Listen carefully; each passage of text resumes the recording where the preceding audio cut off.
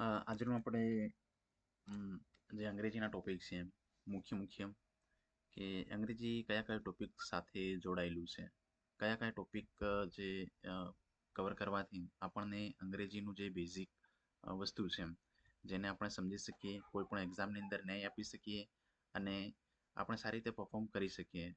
Basically જે ગવર્મેન્ટની એક્ઝામની અંદર પૂછાતું હોય છે તેનો આપણે શોર્ટ તરીકે અહીંયા જે ડિસ્ક્રાઇબ કર્યું છે એના મુખ્ય ટોપિક તે પ્રમાણે આપણે આગળના વિડીયોની અંદર ટોપિક વાઇઝ એક્ઝામ્પલ વાઇઝ અને જે કંઈ એના પ્રેક્ટિકલ ક્વેશ્ચન આન્સર છે તે બધું આગળ આપણે એનો અભ્યાસ કરીશું. બટ અત્યારે જે મુખ્ય પોઈન્ટ છે, મુખ્ય મુદ્દા છે કે શું શું પૂછાઈ શકે એક્ઝામની અંદર તે આપણે જોઈએ. તો તે છે પાર્ટ્સ ઓફ સ્પીચ. એ પાર્ટ્સ ઓફ સ્પીચની અંદર શેનો સમાવેશ થાય છે? તો પાર્ટ્સ ઓફ સ્પીચની અંદર નાઉનનો સમાવેશ થાય છે, પ્રોનાઉનનો સમાવેશ થાય છે, વર્બનો સમાવેશ થાય છે, પછી છે એડજેક્ટિવનો સમાવેશ થાય છે, એડવર્બ એટલે કે ક્રિયા વિશેષણનો સમાવેશ થાય છે, પ્રીપોઝિશન એટલે સંયોજકનો સમાવેશ થાય છે, કંજક્શન એટલે કે જે બંને વાક્યોને શબ્દોને કે બંને પેરેગ્રાફને જોડવાનું જે કામ કરે છે તેને આપણે સંયોજક કહીએ છીએ. પછી છે ઇન્ટરજેક્શન એટલે કે જે વિસ્મયબોધિકારક શબ્દો છે, આ, અલાસ, અરે, શું થયું, જે જીભ નીકળી જાય, એવા જે શબ્દો હોય છે તેને આપણે ઇન્ટરજેક્શન, જેને ગુજરાતીમાં વિસ્મયબોધિકારક શબ્દો કહેવામાં આવે છે. પછી આગળ જઈએ તો આગળ છે ટેન્સ. હવે ટેન્સની અંદર શેનો સમાવેશ થાય છે? તો ટેન્સની અંદર છે પ્રેઝન્ટ કાળ એટલે કે જે વર્તમાન કાળની અંદર જે ચાલી રહેલી જે ઘટના છે એનો જે એને આપણે પ્રેઝન્ટ ટેન્સ કહીએ છીએ, બરાબર.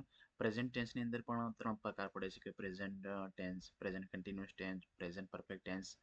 એવી રીતે એના 3 પ્રકારો પડે છે. એવી રીતે પાસ્ટના પણ 3 પ્રકારો પડે છે અને ફ્યુચરના પણ 3 પ્રકારો પડે છે. એવી રીતે 3 પ્રકારો. આને જે મુખ્ય 3 છે એમ કરીને ટોટલ જે 12 ટોપિક છે એ ટેન્સ અંગ્રેજીની અંદર 12 થાય છે. તો પાસ્ટ અને ફ્યુચર એમ કરીને આપણે જે 3 મુખ્ય છે એ અને જે બાકીના જે 3 વિભાગ પડે છે એમ કરીને અહીંયા ટોટલ 12 ટેન્સ થાય છે જે આપણે કવર કરવા રહ્યા. પછી છે આર્ટિકલ. હવે આર્ટિકલની અંદર શું આવે છે કે ડિફાઇન આર્ટિકલ. ડિફાઇન આર્ટિકલ એટલે કે ધ આર્ટિકલ. એની અંદર મુખ્ય છે કે ધ. ધ એટલે શું કે ધ જે નિશ્ચિત વસ્તુ છે એના માટે આપણે ધનો પ્રયોગ કરીએ છીએ. પછી ઇનડેફિનેટ આર્ટિકલ.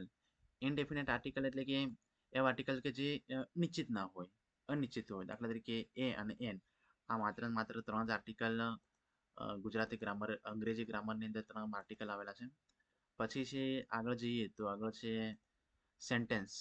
સેન્ટેન્સ સ્ટ્રક્ચર એટલે કે વાક્ય રચના. હવે વાક્ય રચના કેટલા પ્રકારની હોય છે? તો વાક્ય રચના 3 પ્રકારની: સિમ્પલ, કમ્પાઉન્ડ અને કોમ્પ્લેક્સ સેન્ટેન્સ. સિમ્પલ એટલે કે કોઈ પણ સાદું વાક્ય કે રમ્ય જાય છે, ગીતા જાય છે એ પ્રકારે. અને કોમ્પાઉન્ડ વાક્ય એટલે કે બંને વાક્યો ભેગા થઈને જે વાક્ય બને છે એને કમ્પાઉન્ડ. અને કોમ્પ્લેક્સ વાક્યો એટલે કે તેથી, તો, પણ, શા માટે આ જે શબ્દોથી જોડાઈને જે વાક્ય બને છે એકથી વધુ સેન્ટેન્સથી તેને આપણે કોમ્પ્લેક્સ સેન્ટેન્સ કહીએ છીએ. પછી છે વોઇસ. વોઇસની અંદર આવે છે એક્ટિવ અને પેસિવ. હવે એક્ટિવ અને પેસિવ એટલે શું? તો એક્ટિવ એટલે કે જે કર્તરી અને જે કર્મણી પ્રયોગ છે કે કોઈ પણ કામ હું કરીશ અથવા આ કામ મારા દ્વારા થશે એ પ્રકારનું જે વાક્યો છે તેને આપણે કર્તરી અને કર્મણી વાક્યો એક્ટિવ પેસિવ તરીકે ઓળખીએ છીએ. પછી છે નેરેશન, ડાયરેક્ટ અને ઇનડાયરેક્ટ સેન્ટેન્સ.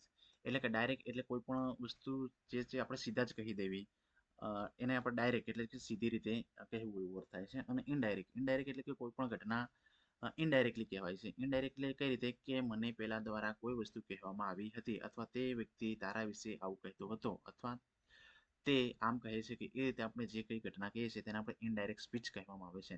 પછી સબ્જેક્ટ વર્બ અગ્રીમેન્ટ એટલે કે જે વર્બની રૂલ્સની અંદર જે કંઈ આપણે પાછળના જે ટોપિક વિડીયોની અંદર પાછળની ચર્ચા કરીશું. પછી મોડલ વર્બ્સ. મોડલ વર્બ્સની અંદર સમાવેશ થાય છે કેનનો સમાવેશ થાય છે, કુડનો સમાવેશ થાય છે, શુડનો સમાવેશ થાય છે, મેનો સમાવેશ થાય છે, માઇટનો સમાવેશ થાય છે, મસ્ટ. જે આ મુખ્ય જે મોડલ વર્બ છે એનો અહીંયા સમાવેશ થઈ જાય છે. પછી પ્રીપોઝિશન, વિભક્તિનો સંકેત આપતા શબ્દો.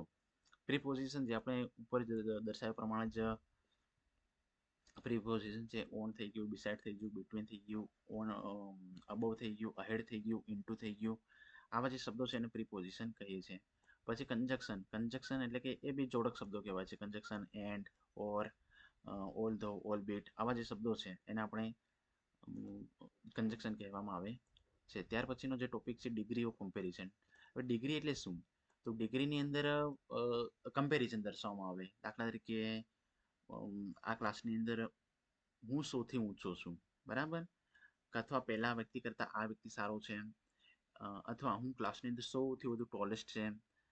આવી રીતે જે રીતે સરખામણી કરવામાં આવે છે. સુપરલેટિવ એટલે કે સૌથી ઊંચો, કમ્પેરેટિવ એટલે કે બંનેની કમ્પેરિઝન, પોઝિટિવ એટલે કે જે સ્ટેટમેન્ટ છે કે આઈ એમ ધ બેસ્ટ, એ રીતે જે કમ્પેરિઝન કરવામાં આવે છે એને આપણે ડિગ્રીઝ કહેવામાં આવે છે. એના આપણે 3 પ્રકાર પડે છે: પોઝિટિવ, કમ્પેરેટિવ અને સુપરલેટિવ. આપણે આગળના વિડીયોની અંદર ચેપ્ટર વાઇઝ અભ્યાસ કરીશું વિગતમાં. હવે આવે છે ક્વેશ્ચન ટેગ. ક્વેશ્ચન ટેગ એ એટલો બધો ઇમ્પોર્ટન્ટ ટોપિક નથી, એ સૌને આવડી જાય એવું ટોપિક છે, પણ તેમ છતાં આપણે જોઈ લઈશું. Conditional, if close. કન્ડિશનલ આપણે શીખવા જેવું છે કે જે શરતી વિધાન, જો તો, જો આમ થશે તો હું આ કરીશ, આવા જે વિધાનો છે તેને કન્ડિશનલ સેન્ટેન્સ કહેવામાં આવે છે.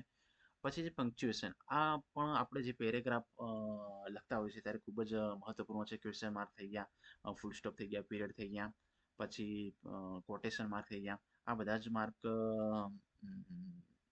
આપણે વિગતે એની ચર્ચા કરીશું જે તે વિડીયોની અંદર. પછી છે ટ્રાન્સફોર્મેશન ઓફ સેન્ટેન્સ. ટ્રાન્સફોર્મેશન સેન્ટેન્સની અંદર જે assertive to interrogative, interrogative to negative, negative to exclamatory sentence, જે આ રીતે જે સેન્ટેન્સ બનાવવાનો હોય છે એ સેન્ટેન્સને આપણે આના જે ટ્રાન્સફોર્મેશન સેન્ટેન્સની અંદર સમાવેશ કરીશું. એ પણ ખૂબ જ સહેલું અને સારું છે. ધીમે ધીમે આપણે સમજતા જઈશું, તેમ તેમ આપણે શીખતા જઈશું. પછી 16મો ટોપિક છે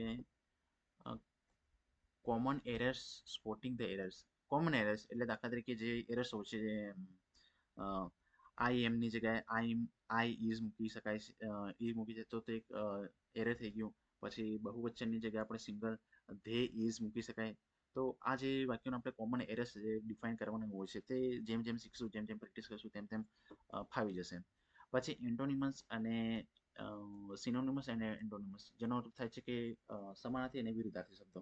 તો એ પણ આપણે વિગતવાર રોજબરોજના જે સ્પેલિંગ આપણને મળતા હોય છે 5-10 કે એથી વધુ, એ ડે બાય ડે પ્રેક્ટિસ કરવાથી આ શબ્દો આપણને મળતા હોય છે. પછી સિનોનિમસ, એન્ટોનિમસ, એટીમોલોજી પ્લસ હોમોફોન્સ, હોમોગ્રાફ્સ જેવા શબ્દો છે તેનો પણ આપણે અભ્યાસ કરીશું, જે પણ એક્ઝામની અંદર અવારનવાર પૂછાતા હોય છે. પછી આગળ આવે છે ઇડિયમ્સ એન્ડ ફ્રેઝિસ. આ ખાસ અહીંયા જે આ ટોપિક આપ્યા છે, આ ટોપિક બહુ જ મહત્વપૂર્ણ છે કે આ ત્રણ ટોપિક ઇડિયમ્સ ઓર ફ્રેઝિસ આ પણ એક્ઝામની અંદર પૂછાય છે. ઇડિયમ્સ એટલે એક પ્રકારના રૂઢિપ્રયોગો, અને ફ્રેઝિસ એટલે જે બંને શબ્દોથી અને એક પ્રિપોઝિશન તે મળી અને જે શબ્દ બને છે તેને આપણે ફ્રેઝિસ કહીએ છીએ. વન વર્ડ સબસ્ટિટ્યુશન એના પણ જે એક વાક્ય હોય છે તેને આપણે એક નામથી ઓળખવામાં આવે છે, તેને આપણે વન વર્ડ સબસ્ટિટ્યુશન કહેવાય છે. એટલે કે શબ્દ સમૂહ માટે એક શબ્દ. અને હોમોફોન્સ અને હોમોનિમ્સ.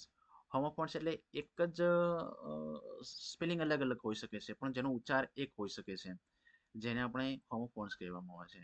અને હોમોનિમ્સ એટલે શું? કે હોમોનિમ્સ એટલે એક જ અર્થ ધરાવતા જે શબ્દો હોય છે તેમાં આપણે હોમોનિમ્સ કહી શકાય છે.